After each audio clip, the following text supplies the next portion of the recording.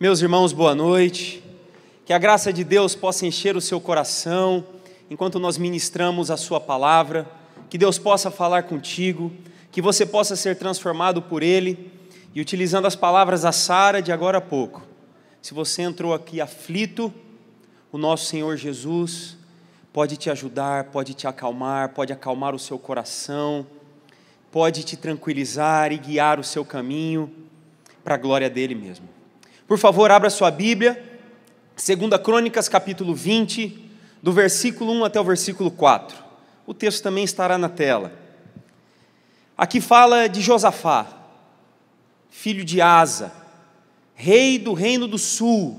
A gente está falando aqui por volta do ano 853 a.C. Naquela época existiam dois reinos, o do norte, chamado Israel, e o do sul, chamado Judá. E Josafá era o rei do reino do sul. Até que um dia vieram até ele e avisaram: Josafá, alguns de Moabe, alguns dos amonitas e alguns dos meunitas estão vindo contra nós e são em grande quantidade. A Bíblia diz que Josafá teve medo e buscou ao Senhor. Vamos ler 2 Crônicas capítulo 20, do verso 1 até o verso 4, e depois eu conto para vocês o resto da história, que vai até o verso 30. A palavra de Deus diz o seguinte: depois disto, os filhos de Moabe e os filhos de Amon, com alguns dos meunitas, vieram a peleja contra Josafá. Então, vieram alguns que avisaram a Josafá, dizendo: grande multidão vem contra ti, da além do mar e da Síria. Eis que já estão, e Hazazon Tamar, que é em Gedi. Então Josafá teve medo e se pôs a buscar ao Senhor, e apregoou jejum em todo Judá. Judá se congregou para pedir socorro ao Senhor. Também de todas as cidades de Judá veio gente para buscar ao Senhor. Daí então a história continua, e a partir do verso 5 até o verso 12, Josafá faz uma belíssima oração diante de toda a congregação de Judá, porque ele chamou todo o povo: nós precisamos buscar a Deus. O rei foi muito sincero: eu estou com medo, eu não sei o que fazer. Então eles buscaram a Deus, chamaram todos, homens, mulheres, crianças, chamaram todos a Jerusalém e se puseram a buscar a Deus. Até que lá no verso 15, vem a palavra do Senhor a um profeta chamado Jaaziel.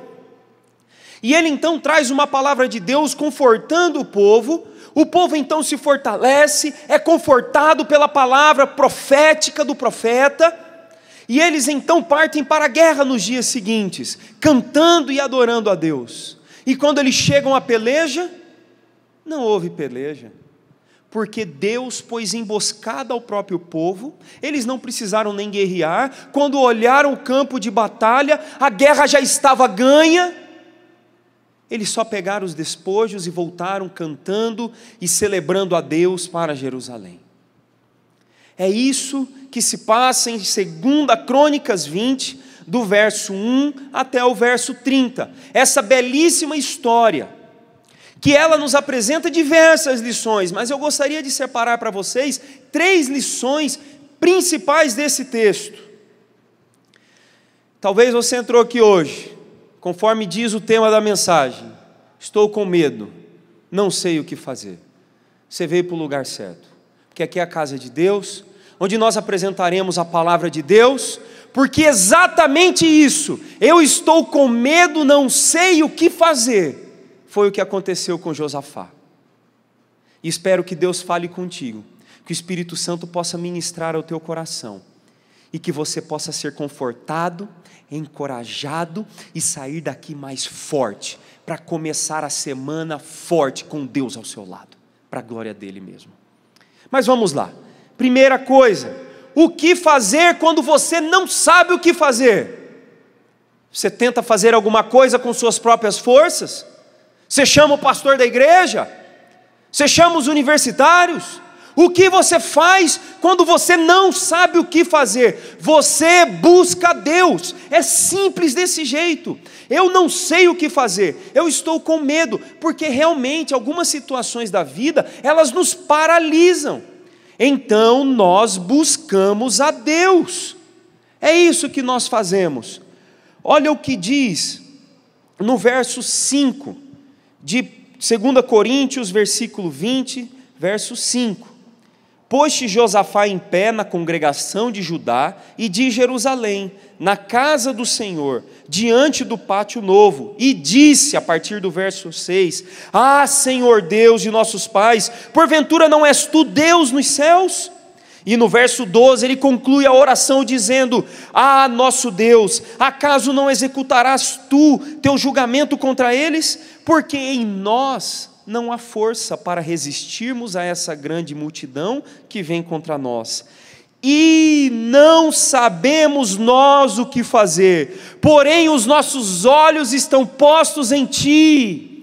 Ele foi muito claro em sua oração. No verso 12 está escrito, eu não sei o que fazer, nós estamos paralisados, eles são grande multidão, nós somos pequenos, o que eu faço? O que eu faço? Senhor, eu só sei de uma coisa, os meus olhos estão postos em Ti, porque Tu és Deus. O Senhor fez aliança com o seu povo, em Levítico 26, 12, eu serei o seu Deus e vocês serão o meu povo, aleluia, ele confiava nisso. O seu pai Asa foi um homem muito crente, um homem de Deus, também caminhou segundo os preceitos do Senhor, e assim o seu filho vai fazendo, confiando na promessa do Senhor. E aquele foi ultra honesto. Estou com medo, não sei o que fazer. Então o que ele fez? Ele buscou a Deus. Talvez você entrou aqui hoje com medo de alguma coisa. Eu sei que o nosso país passa por uma crise sem precedentes, econômica, política, ética, moral, de confiança, e por aí vai. Talvez seja seu emprego que não exista mais. Talvez seja a sua família que está uma confusão só, você não consegue mais olhar para o olho de alguém dentro da sua família. Talvez seja um filho que você ora há muito tempo e ele não aceita Jesus Cristo como o Senhor de sua vida. Talvez seja alguém na sua família com vícios, prostituição, algum problema de alguma forma. Talvez você entrou aqui hoje arrebentado e você não sabe o que fazer. Põe os seus olhos no Senhor assim como eles fizeram.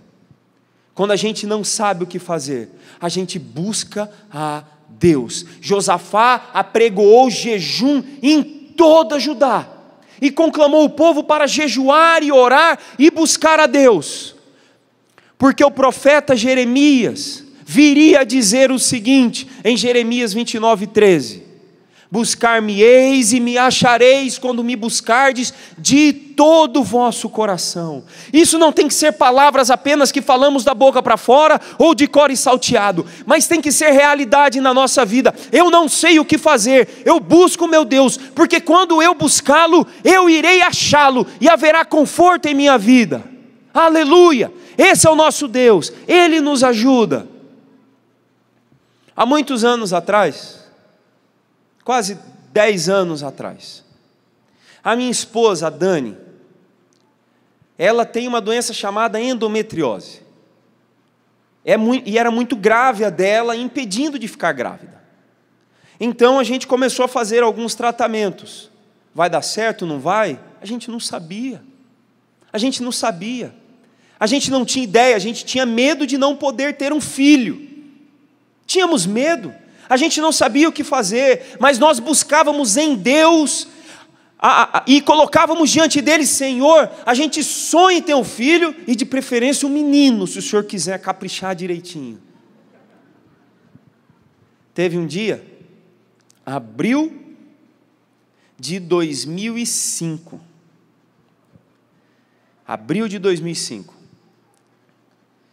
eu acordei de madrugada. Fui acordado de madrugada. Quando eu acordei de madrugada, eu olhei o chão do quarto. O chão do quarto estava em chamas. Quando você acorda de madrugada e já vê o chão do quarto em chamas, você já pensa, oh glória, Deus quer falar comigo, é hoje. Não volta a dormir, vai pegar sua Bíblia, faz isso. Deus então me levantou naquele dia, eu fui lá, peguei minha Bíblia, fui para a sala, Dani estava dormindo, nós já tínhamos 2 anos de casado, nós casamos bem novos, e eu fui para a sala orar e buscar a Deus, falei, Senhor, fala comigo, é hoje. E então ele me levou o texto de Lucas capítulo 1, Lucas capítulo 1 conta a história de Zacarias e Isabel. Isabel era estéril, olha que coincidência, sabe? E aí Deus vem então e fala com Zacarias, que era sacerdote, que dali 5 meses ela ficaria grávida. E sabe quem era o filho dele? Chamado João Batista. E naquele momento eu tive a certeza, nós vamos ter um filho. Deus falou comigo, e eu tinha certeza, daqui 5 meses também, a Dani vai estar grávida. Era abril, mês 4, sabe quando que ela ficou grávida? Mês 5, mês 9, setembro, 5 meses depois, porque o nosso Deus ele é grande, porque quando a gente não sabe o que fazer, a gente busca Deus, porque Ele é bom, e Ele resolveu nos dar esse presente. Sabe o que a gente fez quando a gente não sabia o que fazer? Nós buscamos a Deus e Ele respondeu no tempo dEle. No tempo dEle. Caio vai fazer já 10 anos mês que vem, e vem um menino. Deus foi bom com a gente. E quando a gente lê um texto como esse, Senhor, nós não sabemos o que fazer, porém os nossos olhos estão postos em Ti. Essa é a lição. Você não sabe o que fazer, meu irmão? Busca Deus. A situação está difícil para ti, você entrou aqui arrebentado, busque a Deus. Bíblia, oração, comunhão com os irmãos, busque a Deus. Ele vai confortar teu coração, Ele vai trazer paz. Vinde a mim todos que estáis cansados e sobrecarregados, e eu vos aliviarei. Quem disse isso foi o nosso Mestre Jesus Cristo. Ele é bom, e as suas misericórdias, elas duram para sempre.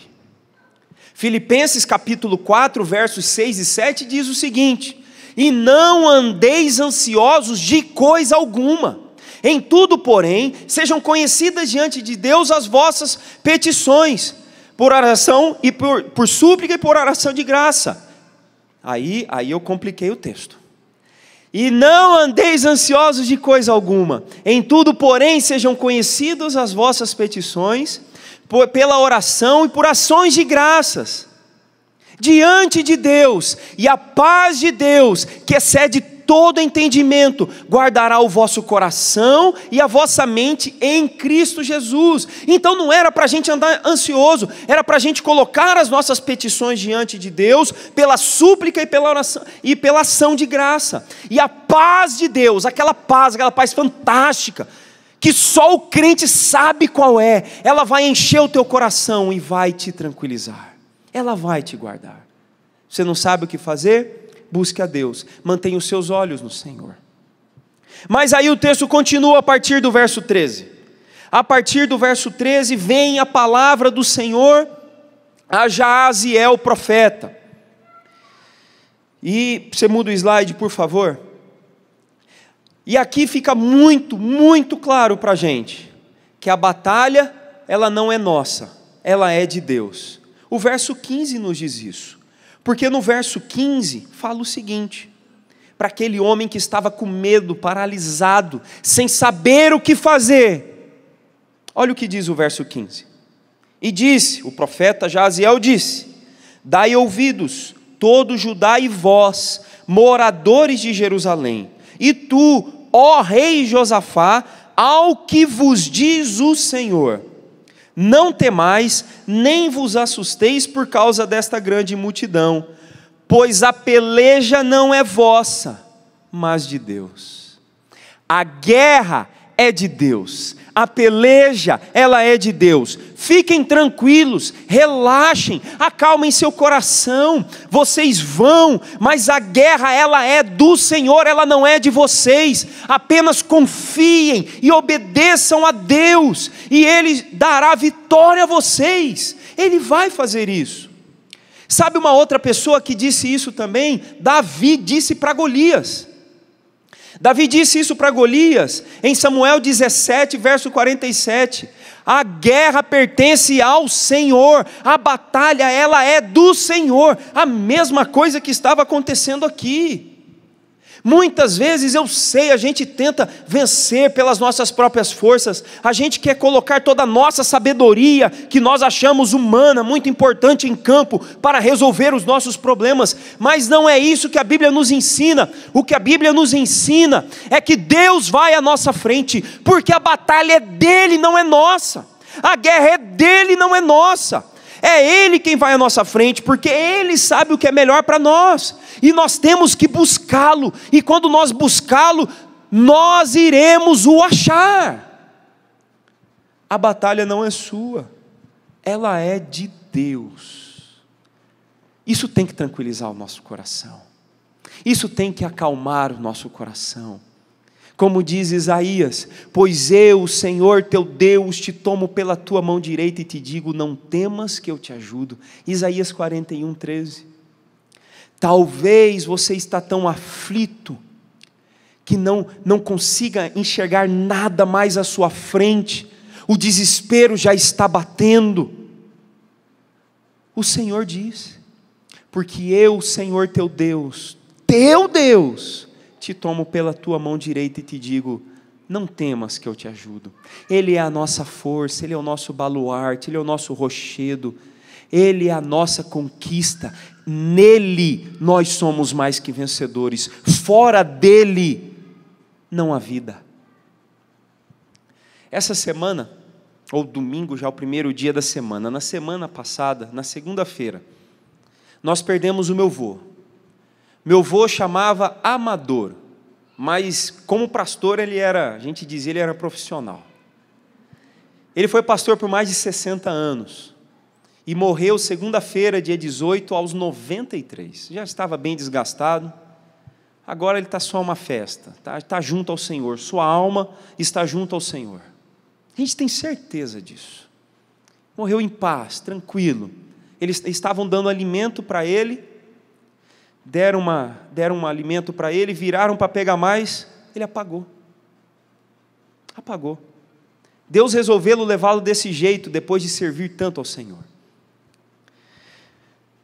Mas uma história que parece muito com essa, onde a peleja não é nossa, é de Deus, aconteceu há muitos anos atrás com ele, porque ele foi pastor em vários estados, lá no Mato Grosso, em Goiás, em Minas, em tantos outros. Ele morava numa cidade em Minas Gerais, e ele precisava ir para o templo a cavalo, porque era longe da sua casa. Então ele precisava montar o cavalo todo domingo, ir à igreja, pregar e voltar. E isso vinha acontecendo já há alguns meses, e a igreja foi crescendo, porque ali a palavra do Senhor ia sendo pregada. E o padre da igreja ficou muito, da igreja da cidade, que toda cidade tem aquela igrejinha com a praça na frente, no interior. O padre estava muito zangado, porque muitos membros estavam migrando para a igreja presbiteriana, mas é lógico, lá tinha pão quente, a palavra estava sendo pregada, e meu avô montava o seu cavalo, e ia a cavalo à igreja. Certo dia, e ele era muito Caxias com o horário, ele era terrível com o horário, terrível. Ele colocou a sela no seu cavalo, na hora que ele ia montar, o cavalo estava arredio, não deixou ele montar. O cavalo não deixou ele montar. Ele contando, você ria muito dele, porque o cavalo não deixou ele montar, dava coice, pulava. Naquele dia o cavalo não deixou ele montar. Ele ficou revoltado com o cavalo, porque ele perdeu o culto. Não ia ter pastor na igreja. Ele perdeu o culto que o cavalo ficou arredio. Na outra semana montou o cavalo, foi de novo à igreja. Até que uns tempos depois, em uma de suas pregações, ele fez um apelo, várias pessoas vieram à frente, transformadas pelo Espírito, entregando assim sua vida a Jesus Cristo. E tinha um homem muito forte, ele conta, e naquele dia esse homem entregou sua vida a Jesus. Depois do culto, esse senhor procurou o meu avô. Ele estava em lágrimas, chorava copiosamente, chorava muito. E quando ele se recompôs, ele disse ao meu avô: reverendo Amador, eu preciso contar uma coisa para o senhor. Imagina, Velho Oeste brasileiro. Alguns meses atrás, a mando do padre, eu fiz uma emboscada para o senhor, porque eu sei que o senhor vem a cavalo à igreja. E eu iria matar o senhor. Só que naquele domingo o senhor não apareceu. E aí meu avô se lembrou do cavalo arredio. Sabe por que essas coisas acontecem? Porque a peleja ela não é nossa, ela é de Deus. Você está preocupado com a sua vida? Entenda, a sua vida, ela não é tua, ela é de Deus.